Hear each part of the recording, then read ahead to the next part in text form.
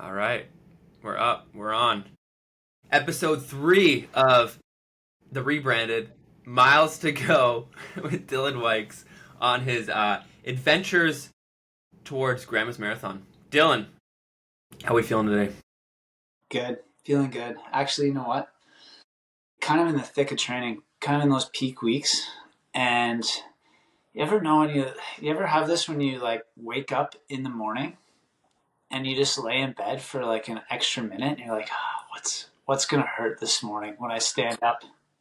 I'm kind of at that stage of the training where it's like those aches and pains are like hanging on a little bit longer and you're like, oh, is today gonna be an okay day?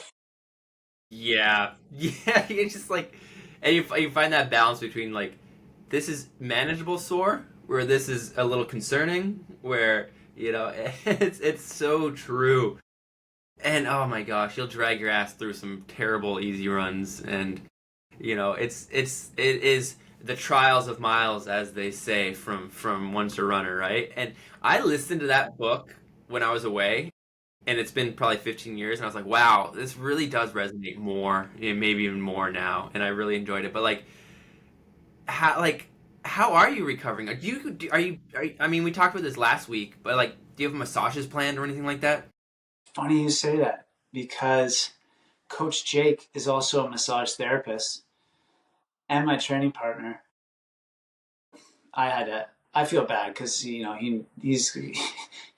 rather treat other people, I'm sure, and we spend enough time together. But I had to ask him for some treatment. I was like, dude, do you have any time this week? You fit me in. Yeah. So It's gone to that level. Jake is the best training partner going. what a guy, huh? He's just multi talented. Yeah, so I've got Jake lined up for some massage. And shout out to one of my athletes here in Ottawa, John Gomes. John went ahead and lent me his Normatex. He listened to the podcast and was like, Dylan, I've got a set. I don't really use them. I'd be happy to see you use them for the next few weeks leading up to Grandma's. So there you go. Now I've got a set of the Normatec legs, although I still want mine back. Whoever's got them out there in the world. You got a loner set. Yeah. Oh, John, what a champ! Your athletes are coming through big time. We got Arthur leading us music. We got John Lennon. Yeah, and you got Jake giving you massages. It takes a village. It takes a village. It really does. As long as those girls start cleaning up their rooms, we'll be all set. They watched the clip and it didn't really motivate them. So I don't know. I don't know what it's going to take. They're defiant. Oh man, well, we got a little bit of an issue here. We want to talk about your training, but Strava's down. I'm going to refresh it. I'm going to try to refresh it here. See if we can. Oh, I think we might be back in action, Rob. Sick. Let's see on my side. Let's see if I made it out here to Vancouver. I got still temporarily unavailable. Maybe mine's going to go down too. Well, I'll try and remember as much of the training as I can from last week. Yeah. Before we get into that, how did you track your training when you were competing and you were back at it before this round of back at itness? Yeah, I used a physical training log. I wrote stuff down, and that was good. I liked doing that. It was nice to like put some thoughts down, and I could tell when I was in like a good headspace, and I'd write like lots of introspective stuff, and other times where I was just like grinding, and it'd just be like another hard run. Yeah. You know, Tired, sore. yeah, exactly. So I did that, and Rich used my coach used a Google sheet, or maybe it was just an Excel spreadsheet that we shared to track kind of the volume and just give us a heads up on what the workouts were. And would you just go by like, I assume everything's a 7-minute mile, so that's like easy runs. I'm just gonna calculate on that. Yeah, because I didn't use GPS watch very much, right? So I think I just kind of would like maybe map out a few routes. I don't know what device we used back then to map things, but map out a few routes, get an idea, and then just kind of calculate the volume based on that on the easy days. Dude, I used to use this program called Map My Run. Yeah. And I would go for a run and I'd be like, remember where I would remember. And then I'd get home from my run and I would map it. Because I was like, I am not type A in any aspect of my life, but with my training, I was like, I need to know these things. I Yeah. need to know all these things. So I would go and map my run after the run. That was my routine. After my run, I would write in my training log, and then I would map it out to get the distance so I could put the distance in my training log. It was like a ritual. That's awesome. Yeah, I think that reminded me one of the things that when I started working with Rich, that he really tried to dial in was like on the workout days, trying to take out like all the extra like thinking that you might have to do, like where am I going to do this workout? How long is this route? That sort of thing. He like tried to take those things off my plate so I could just run. So he would like go out and meticulously like measure. I think he had his bike like calibrated properly. Like you could have used it to measure a proper race course. And he would have dots down on all the roads and around town and stuff that so that we knew the distance of different routes for different workouts. So that was super helpful, and I think something that I wasn't doing prior to that that just like takes a little bit of the mental strain of it off of you and allows you to just kind of go do the work. Yeah, absolutely. And I feel like when you get locked in, you're kind of like a creature of habit where you just do the same run over and over, the same loop over and over. And like honestly, dude, even with like our coaching, it's like a lot of the times like we're writing workouts that have variability. A lot of that is like we're working the same system, we just switching it up to keep it stimulating. Whereas we could almost do the same thing week after week after week. Absolutely, But yeah, it's super interesting. yeah. So let's talk about your week. Last week, I'm super excited to hear about your Friday workout because it looked sick. But before we get there, let's talk about what you did last Monday. Yeah, last Monday's workout was in and out Ks. In and out K. So 1K, like I don't know. If I hit half marathon pace, I'm happy. And then 1K in between is like a float. I usually aim for like 30 seconds per K slower. 20 seconds per K is like when you're really feeling good. So it's not like a rest K. It's like basically I look at it as 15K run where I'm just kind of changing paces throughout. Actually, speaking of having a good route plan and stuff like that, we did that on the canal path, which is like the most commonly run path here in Ottawa. But between like construction that messed up our route, I had to like flip it, do a 180 like in the middle, and then this like group of like grade six maybe age school kids from I don't know where they're from, but they did not know how to ride bikes, and they were all riding bikes. And Gosh. I saw like a couple of them crash, and it was just like, it was just chaos. It was chaos out there for this workout, which like it didn't really throw me off, but at the same time, I was like, oh, this is kind of a mess. This is a bit of a disaster, but I got through it. Good. And yeah, and that's another speaking of Coach Rich, like that's a Rich staple. Mm, On off Ks. The float becomes the hardest part, right?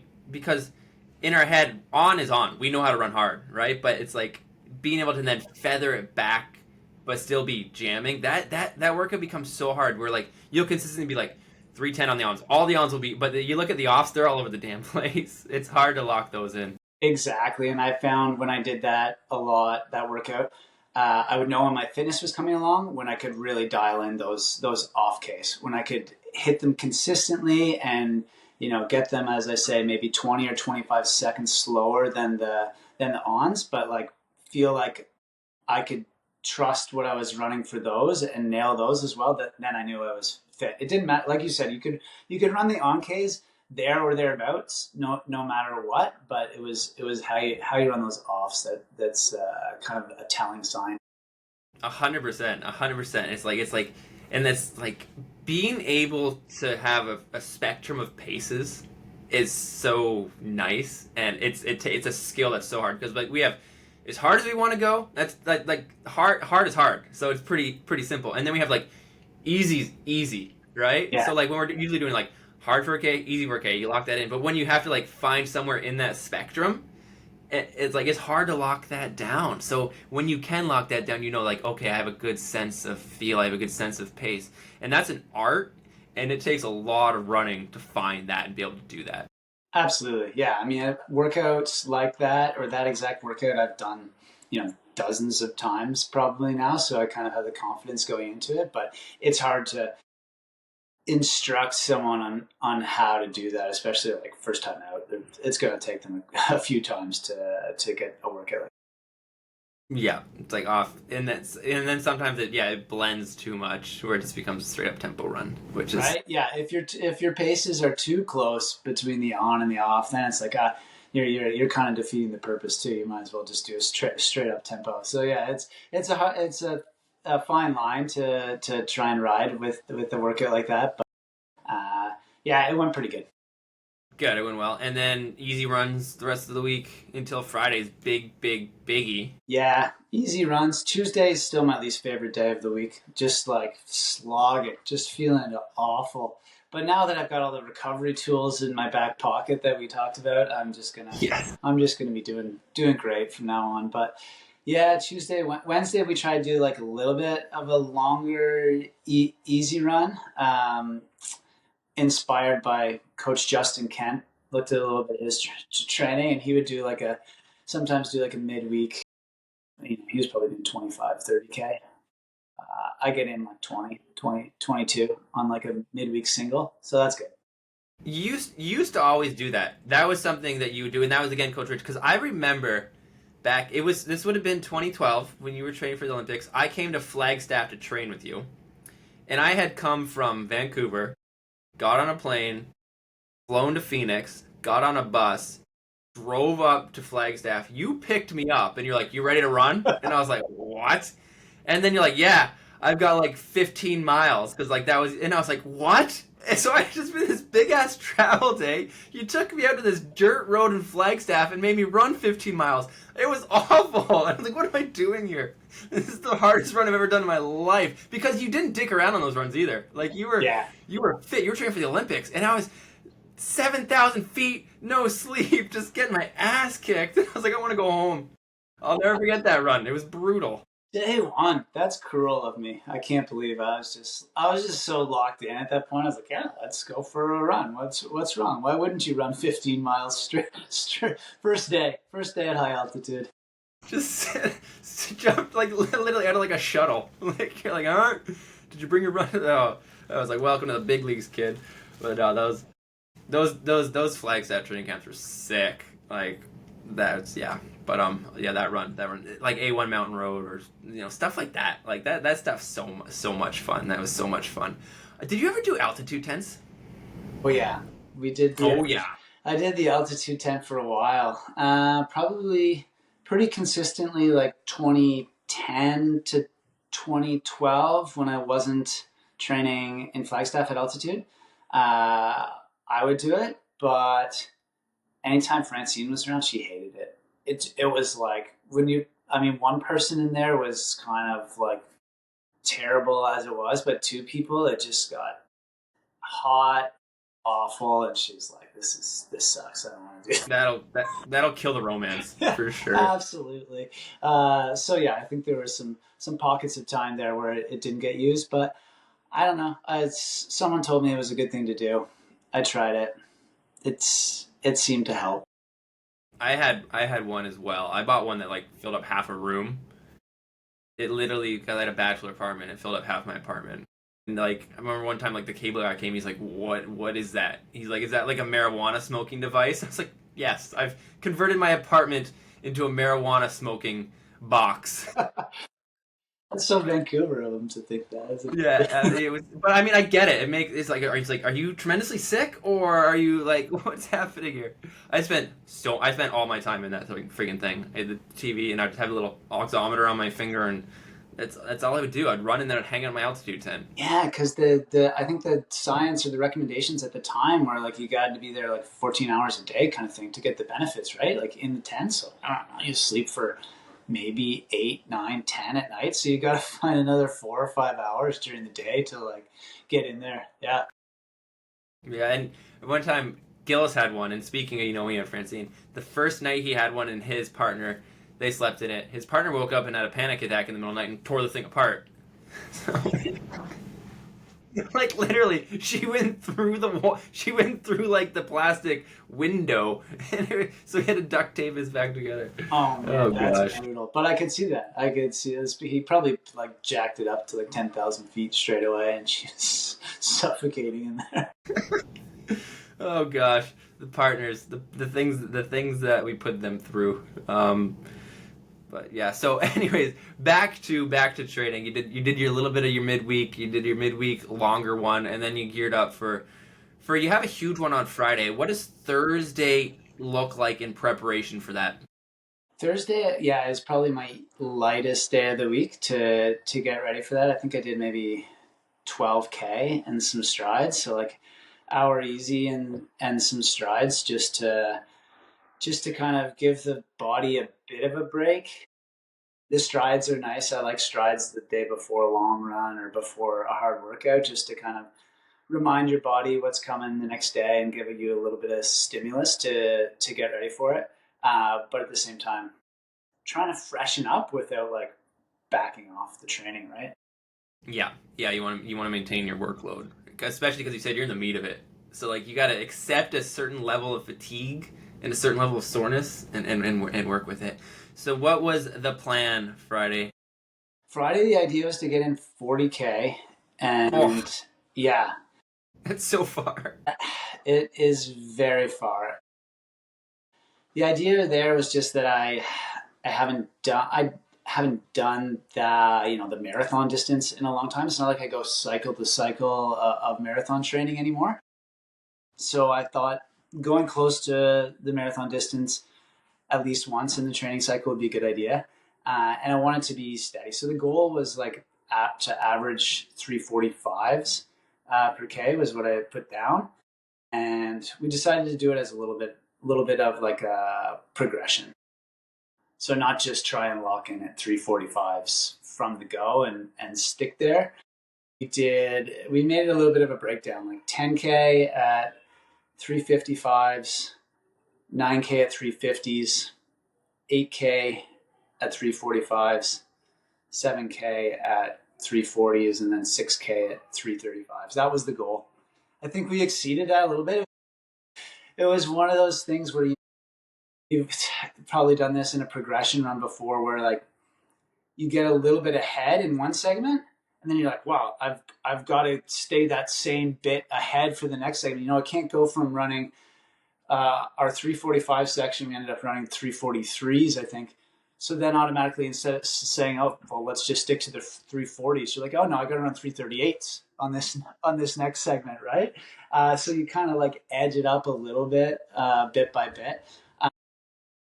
But yeah, it was a hard run. It was like it's a long way to go. And it never really felt easy, even from the get go. Like you're talking about like managing that fatigue. Like my quads were heavy. 5K in, I'm like, huh, it's gonna be a hard day, but let's just get out there and get it done. Well, it's a great sign that you could still run the run you wanted to do, right? You can still execute on tired legs. I don't know, I feel like that's great, right? That should give you more confidence. Like if you feel fresh, you do it, you're like awesome, but like you do it in the meat of it all, you're like, okay, that's a really good sign. But yeah, it's funny what you meant. It's like it's weird how our heads work, right? It's like go run 345 per K. If you're running 347, you're like, I have to go faster. Even if you're running 345, you're like, I can't let this drop. I can't let this slip. So I'm gonna run 343 just to be safe. I'm just gonna be safe and run 343. And then when you do your next progression, that's it. You're like, well, I gotta go down 5 seconds. It's just like I don't get it. Like we're so ridiculous. And after we talk about this run, I want to talk about like mental stuff. So you do the front 40K, which is amazing. So how are you feeling afterwards? How's the body feeling? How are you like? You get confidence from that? Yeah, I came out of it okay. I took a day off the day after that run, and I think that was a good idea. Just let the body reset a little bit. I was gonna go for a bike ride. Francine and I were gonna go, but it was raining, so I'm very fair weather. Didn't get out on the bike. Maybe for the best. So I had a full rest day, and then on Sunday I was able to get out and just just jog easy and felt, knock on wood, nothing in particular was sore. Like everything was sore, but nothing was was too sore. So it was good. Yeah, it all went well. I think it was like I fueled well during that run too, which I think is a big thing that allowed me to be able to bounce back. It didn't get. I mean, I was very tired at the end of the run, but I wasn't like super depleted. So I think that that helped me to kind of be able to bounce back. How many grams of carbs an hour are you taking in? I did really well in this one. I went over 100. Over 100 grams of carbs an hour? Yeah, man. That's sick. I was just inhaling the gels. So Hey, good for you. yeah. That's more impressive than dropping 335s on the end. I know. I was happy, and no like stomach issues or anything from that. So I don't know if I'll try and do that much in the race, but gave me the confidence that I could. I shouldn't be afraid to. That's so. How'd you carry that much gel with you? I had 6 gels on me, and Randy was out on the bike. Actually, Randy Hogg, my buddy, he was filming some stuff that we'll get up later, and he had a bottle of Scratch too. So between those gels and I took half a bottle of Scratch throughout the run. Got like 250 something grams of carbs in. It's crazy because before the run, I had like oatmeal for breakfast and like those instant oatmeal packets because I figured that'll be easy on race day. So I kind of wanted to mimic that. I was looking at the package beforehand, and 2 of those like instant oatmeal packets is the same amount of carbs as 1 gel. I was like, there's only 40 grams in two like instant oatmeal packets. I was like, oh my gosh, this is wild. So it's like on that That's run. crazy. Yeah. That's gonna sit heavy for 40 grams of carbs. I know. I was like, maybe I should just slurp back a bunch of gels for breakfast. But you get sick of those. Oh, you know what else I did though? I tried the bicarb for the first time. Tell me about that. I'm super curious because I remember that was a big thing for a moment in time back then. But now, tell me. I mean, like it didn't feel magical, but it didn't hurt me either. Like I didn't have any negative effects from it. So I think I'll keep using it. Like I don't think the science is super solid yet for like long distance. It's dialed in certainly for mid distance, and if you're a mid distance runner, it'd be silly not to be taking bicarb before racing. But I think it's worth at least trying it. So we tried it out. It went well. So I think I'll try it again. Maybe one more training run, and then the race. If the next training run I use it goes well. That's one of those things where it's like if it ain't hurting, and it could be helping, like Yeah. Do you have any other sort of supplementation you utilize? No. I mean, last week you talked about not even taking protein powder. I ordered some protein powder after that run. It's like, geez, I'm really slacking here. I should get some protein in. I ordered no, like nothing else. I don't even take an iron supplement anymore. Maybe I should start. Dude, I think you should. I mean, whatever. I'm not a nutritionist, but yeah. I mean, I like going anemic is the most frustrating thing as an endurance athlete because it's one of the things like I should have been on top, and it'll ruin you. Like it'll put you on the friggin' bench. So maybe looking at doing that. Okay, D-dub. I'll get that in. I might need to get in some more electrolytes too because it was hot on that long run that we did, the 40K. It got up to like high 20s, I think, and it was super humid. So I need to start making sure my electrolytes are good, like day to day kind of thing. Well, good on you for that's a good run. That's a super productive run. When I saw that, I was like, that's sick. That's so good. You could have just gone and run like a casual 2:30 low marathon, right? Yeah, what would that come out to if I finished up the last 2.2, 236? Probably about 236-ish. Yeah, right about 236. Because like 6-minute miles would be 330, 236 plus 0.2. And you were a little bit faster. So yeah, right about 236. So I mean, it's pretty good to just go and drop that for sure. Do you know what I've started using as a supplement? No, what are you on? I started taking creatine. That's the other thing. Francine was talking to me about this the other day. She was reading about it. So is it helping? I'm only like 6 days into it, but do you know what? Like I I needed it too because like over recently I've just started increasing my training volume. And like being our age, we got to start thinking about like muscle mass and things. This isn't just for athletic performance. This is life performance. And I was like, I need to maintain my weight at a certain weight. I picked up my training volume and dropped 5 pounds. I was like, well, that Mm. sucks. I can't be doing that. So I was like, I need something. So not only I started taking creatine for like there's good neurological benefit, and there's obviously the good power output. But I also did just like if I take this, I'm going to be motivated to do more strength work to take advantage of it, type thing. So we'll see how the power comes along. We'll see how the power and the strength comes along. I haven't noticed anything profound yet, but I mean, I've put on a couple pounds because I'm trying to just eat more and man, but like, so I'll check back on that. But it's something I've always. I mean, I don't know about you, but like it's always been there. But I had this like connection with creatine to be like meatheads in the gym, That is right? exactly what I was going to say. I recalled like the first time hearing about creatine was in like high school, and like Yeah, the exactly. football guys in the gym, they were like, "Oh yeah, taking my creatine." They'd walk around with their shaker with with their creatine in it. I'm like, that is my like where I go when I think about creatine.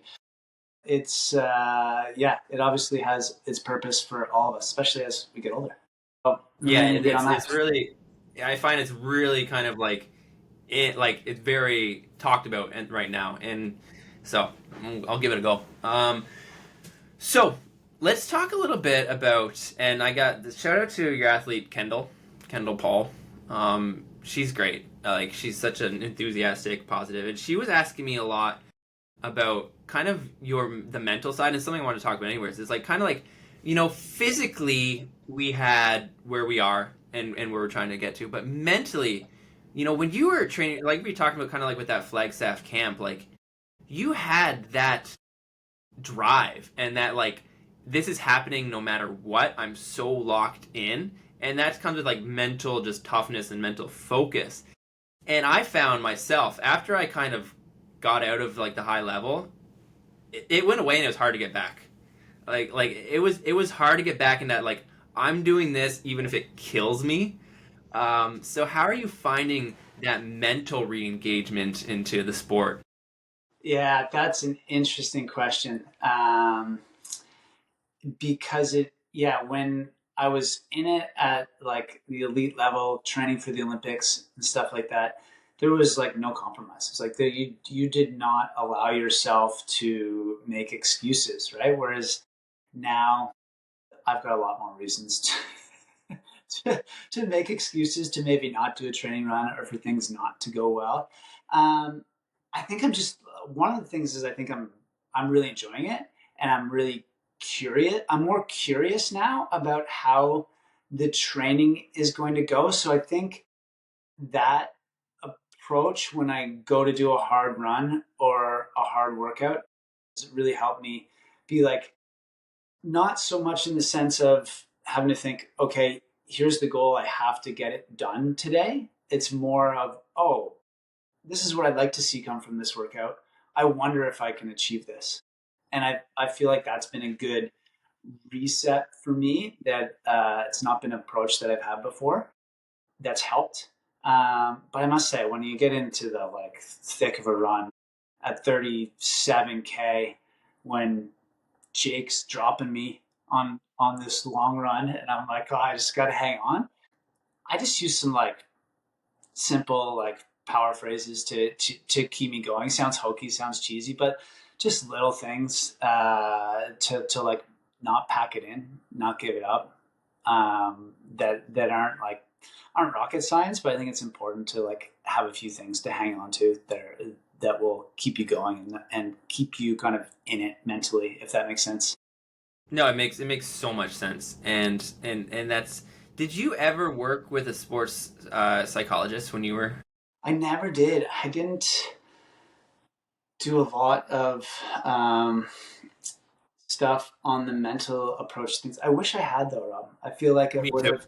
I feel Yeah. like I would have gotten to a better place. especially after 2012. When I was getting injured more, things weren't going as well. My confidence was like, would definitely get knocked down from injuries. I feel like being able to work with someone to kind of put a good perspective on things and have me hone in on the mental side of things would have been really beneficial. Yeah, and I feel this. And we had access to that at Speed River, and I had like an ego, and I was like, I don't need that. I got my stuff, and I had one session with Kim Dawson, which is great, and it was good, but like for whatever reason, I didn't lean in. And do you know who took advantage of it and was like probably one of the most consistently steady performing athletes and the most confident and assured? Like Gillis. Gillis was all over it, and like Yeah. that guy he was never racing workouts. He was never like he was always kept it within. And he was always had such a good head on his shoulders. And I think that's his natural demeanor, but I think also like utilizing stuff like that. It's like, God, I was such a hothead. Why didn't I do that? Yeah, it's interesting, and it is about more than just like preparing for race day, right? It's like that confidence to not overtrain. I think would have been huge for me, is to have like a better perspective on an entire training cycle, and know when to pick your spots, and just to kind of work through the mindset thing a bit better. So it is what it is, but I feel like I'm in a good spot now where there's like less pressure. I'm having fun, but I'm still able to like push myself when I know it's okay and good to kind of test the limits a little bit. How so when you were running 210, you could push yourself to a 10 out of 10. How deep can you go now? I don't know. I probably can't go more than like 8.5 kind of thing. It's just like at some point it just gets too hard to really dig. Maybe I can get to a 9, but I think anything beyond that I'd probably break physically too at this point. So I've got to temper those desires to like really go. But yeah, I think the will is a little less strong than it was back in the day, and I think that's okay. Yeah, I agree. I think that's okay. I can in running I can probably get to like a 7.5, 8, but on the bike I can probably get to a 9.5. Like Yeah. I can, because I love that feeling of buckling yourself. Like I think that's really really cool. But in running, for whatever reason, I can't go there. I can't go there. I think it's just that, like physically I'm not capable of going there, because you have to be really really fit to be able to completely empty yourself. But on the bike, man, I can f myself up, and I love it. Yeah. That's So so fun. yeah. That's good. I love that. You gotta find those places where you can do that. Yeah. And so when obviously when we were athletes, but I think, but as a coach, how do you teach the mental side of the sport? Because obviously we know how to write a training plan, but everyone's different in that other regard. So how do you approach that? Yeah, it's a good point. I mean, goal setting is super important for everyone, and I think it has to be about more than just the your end goal for your race. You have to have some like process goals along the way, and then I try to get athletes to connect those with the day to day training. And also, I think understanding the purpose of their workouts and why they're doing what they're doing can help them with the mindset, and get to a good place. Knowing when it's okay to open up and really push it on a workout and test your limits, and knowing the times when to hold back. And I think all of that plays into how an athlete can set themselves up for success. Yeah, I agree. Having realistic goals, measurable goal, like all this stuff. It sounds cliche, but like it's cliche and it exists because it's consistent and it's proven, right? Like I don't know why that happens, but like it just like it's I hate it when I'll talk to an athlete like this, and like I sound like I'm a friggin' soundbite, but it resonates because it's true. And I think the older you get, the more you're like, wow, this stuff is like actually, this is just the way it is type thing.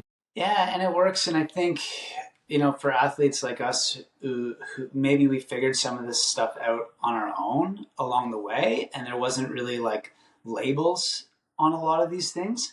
You just did them and they worked, and you kept doing them. So I think then when it's like, you read it in a textbook or you see it in a webinar or something like that, you're like, what?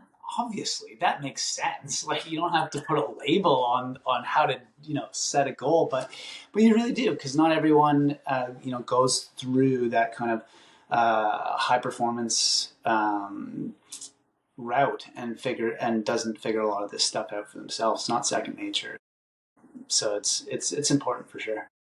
Yeah, then that's a good insight right there. It's like, yeah, there's been many occasions where something you're like, obviously, like, yeah, that's just, but like you're like, wait, you didn't get that? Like, that's just not something that happens. Like, I'm not trying to be like an elitist, but like, I think just spending enough time doing something, you find out the best practices, or you find out the way it is, Yeah. the way it is. It's like, what's the secret? What's this? It's like, just go work hard, man. Like, it's not that tough.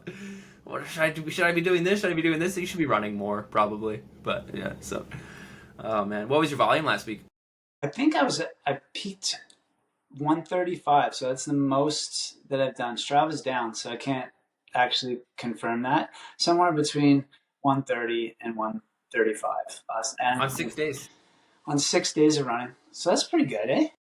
Dude, no man, that's sick. That's really good. That's an efficient 6 days of running. So Yeah, six runs, all singles. My double days, I think, are probably behind me. So that's like 23 kilometers a day, 24 kilometers a day. yeah, it's pretty solid, because the workout day, like the Monday workout, will get in like 25 plus on the day, 25 to 26 or 7 maybe, and then I mean, when you do 40K in one run, helps out. That really pads the numbers. Yeah, but it's good. It was a good week. I'm happy with that. Although, what may come back to haunt me, I'm hopeful it won't. But I didn't take my down week, Rob. I planned like some down volume weeks throughout the build every kind of fourth week, but I didn't do it. Like I don't know how I skipped it. I was just like, yeah, whatever. I'm feeling good. I don't need to bump them. So the idea was to go back down to like 110K or something like Yeah. that for a week, just to reset. But I've been feeling good, so I didn't do it. Yeah. Which, if I was coach, I'd be like, bro, why'd you run so much this week? But we'll see. We'll see what happens. Yeah, it's creeping back in there, man. It's creeping back in there. All the old bad habits are coming. All the old things that, like, what I knew when I was younger type thing. How long's your taper gonna be? 2 weeks probably. Yeah, so we'll see. It'll be interesting actually. So the next few weeks are going to look a little bit different. We actually pushed the workout today. We're talking on Monday. Usually we'd work out Monday, but we pushed it to Tuesday a little bit because I wanted a little bit more recovery after that 40K. But also, instead of usual long run on Friday, I'm going to be pacing the Ottawa Marathon on Sunday. Yeah, it's Ottawa Race Week. Yeah. I love that. I did that event 3 times. Love the Ottawa. 4 times in total, actually. 1 time in the 10K when you and I had we dropped the world's worst 10Ks. Yes. Remember how much we bombed that 10K? That was in 2000 and I want to say 2008, because it was the day that Manchester United got pumped by Barcelona in the Champions League final. I watched that game and then I went and got pumped at the friggin' at the race. Or yeah, we sucked. We sucked. We were really bad that day. I think I had a good spring too. I don't remember the exact year, but I had a good spring, and I was like, I'm gonna tee this one up, and then I just imploded after like 3K. Yeah, and that's when Murga from Ethiopia was dropping like 26-minute road 10Ks, and he was going for like the world record, and the race just went off, and yeah, we sucked. It's such a fun event. Such a fun event. Like the 10K at the Auto Race Weekend is one of the most fun races in terms of like where it's at and like the atmosphere around it, I would recommend anybody who has the opportunity to ever do that, go do that. And then you go to the Byward Market and drink some beers and it's great. Yeah, it's fun to do the 10K on the Saturday night. I always recommend that my athletes or anyone that asks me about race weekend, I'm like, do the 10K. It's great. Then you can relax. And what's your assignment for Sunday? I'm on the docket to pace the lead women's group for 222, 223, I believe. These things always kind of are flexible and change, in the moment, but that's kind of the plan. I don't know how far. I'd love to make it as far as like 30K, but yeah, we'll see. We'll see how fast it actually is, and go, kind of play it by ear throughout the race. That's sick. That's fun, and that's a great opportunity to have a good, strong workout. Yeah, I figured it would be like a good kind of race day routine kind of thing too. Like, gotta wake up early, eat what I would eat pre-race, do all that stuff, and then get out there and have a good atmosphere to like throw down a big hard run. Yeah, and that's always something, right? This familiarity of race day stimulus is like it helps a lot in terms of just like preparation and comfort level. It's like I always say like race day brings it a whole certain other level of stimulus that you have to be prepared for. So going out and doing that, that's gonna be fun. I'm looking forward to the pro races for sure. I'm looking forward to see Rory versus CJ in the men's race. Dude, unreal. Someone had sent me Rory's most recent YouTube video, and like I was shocked at how quickly these people can get back into training these days. So he ran the Boston Marathon, and then like he was running 2 days later. He's like, I took a day off and then just started building back up again. I was like, what do you mean? Like back in the day, I was like crippled for like 2 weeks. I didn't even think about running. Yeah, because we used to race with a piece of rubber and like a millimeter of foam on our foot. And like the lighter the shoe, the better. We're great. Yeah, we gotta. And now they're running. They went the opposite, and now they're just running with clouds on their feet. And they're like, yeah, my legs feel great. Let's go run again. I remember, yeah, like we'd run marathons, and like the last 10K, like if my legs might snap in half, but my shoes are light. Cool. Yeah, I saw Des Linden's the term she used I hadn't seen before. Thin to win was the term she used, but oh my gosh. So anyway, Rory's like recovered amazingly from Boston and is gonna come out here. It'll be fun to see him try, and I assume he'll just try and go for the win, which will be awesome. Yeah. I think he's gonna throw down, which is rad. Like the Canadian marathon scene right now is pretty strong. It's pretty strong. We got active guys at 205, 207, 208, 209. It's pretty awesome. Yeah, it's cool. Yeah, right on, man. All right, well, you know what? I think that covers kind of what we wanted to talk about today, unless we left anything out. Anything else big that happened to you last week other than just going out there and taking care of business? I don't think so, Rob. I think it was a good week. I think, yeah, unless you've got any other fan mail for us, we can... Checking boxes. Kendall's great. Maybe I'll put up... Maybe I will put up like a for next week. Be like, questions for D-Dubs. What am I missing here? But she also wanted to know about Francine a little bit. Yeah, she wants to... But we'll talk about it off camera. and we'll circle back on that. Oh man. Yeah, so D-Dubs, thank you again for taking time out of your holiday Monday with chaos ensuing in the background, assumingly. Yeah, and, I don't know where the kids have gone. Spencer had like 5 friends over and they're going crazy, so I just shut the door and I don't know, maybe they left. Man, it's just run wild in the streets. I love that. I love my childhood. Oh my gosh. Yeah, alright, so dude, this week, you know, down week, just keep on steadily going through it all. I'm going to do a workout. I'll probably try and, you know what, I should probably taper down a little bit for this pacing assignment. I don't want to mess it up. It's not just me I'm going to mess it up for. It's like the elite women that have flown from across the world to be here. So I'm going to get in a workout on Tuesday, and then it would be smart to take some easy days and be fresh and ready to hit this. So that can be your down week, your midweek down week. Thursday, Friday, Saturday. Yeah, I've got 2 days. a few days easy in there. Yeah, so best of luck with that, and best of luck to all your Ottawa athletes who are running. Best of luck to all the mile to marathon athletes that are running. Like, it's a great event. It really is. It's one of my favorite marathons that out there. I mean, that's why I kept doing it year after year. Still, the course is tough. How about the year, Rob? How about the year where you changed at the last minute from the 10K to the marathon? Have you told people about this? Yeah, a little bit.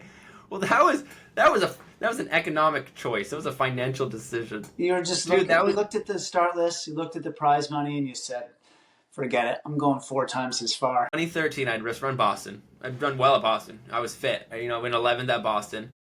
And then I was going to Ottawa to do the 10K because the 10K is fun. And then we're at like Friday night. We're at the like just hanging out in like the hospitality, and I look at the start list of the men's marathon, and first Canadian gets $5,000. I look and I was like, yeah, I could win that, no problem. So I went up to the race director. I'm like, Manny, can I? Oh, sorry, the elite director was like, Manny, can I just run the marathon? And he was like, what?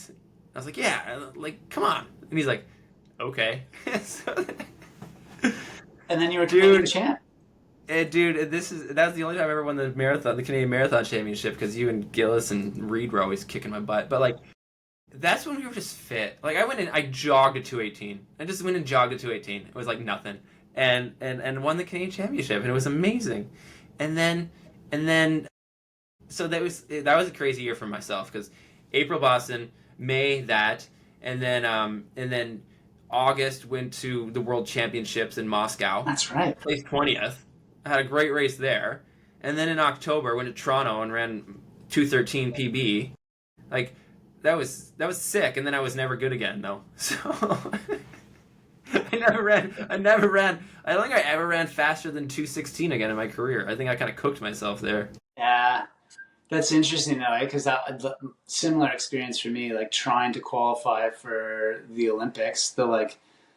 Did Toronto, went to Japan for a marathon, dropped out at 30K, came back, did Rotterdam, then the Olympics, and then I was never the same after that. Just perpetually injured and just a mess. Yeah. So it takes its toll at that level.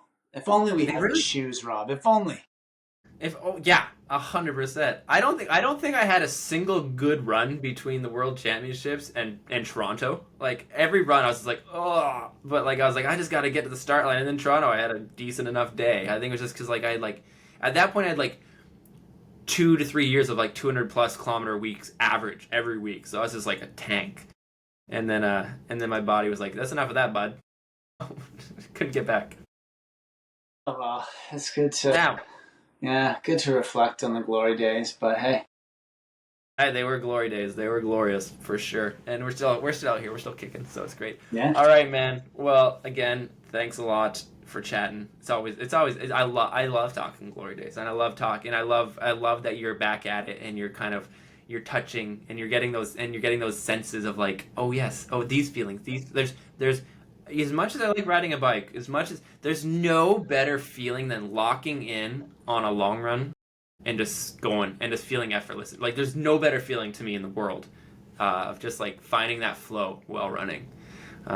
So I'm glad you're out there and you're searching for it and you're getting those little glimpses of what's in there. Yeah, it is fun to do it again and see. You're reminded of what it all used to be like, but it's not quite there, but we're doing good. I'm happy. Yeah. I'm happy with where I'm at. Yeah, the sport's presenting itself in a different way, and it's still lovely, and there's so many different ways and different ways to find beauty in the sport. So good on you but it doesn't come for free. You gotta earn it. Yeah, absolutely. All right, bud. Thanks, man. Cut. Sick. That was great. Beauty. I'm gonna stop that there. Stop.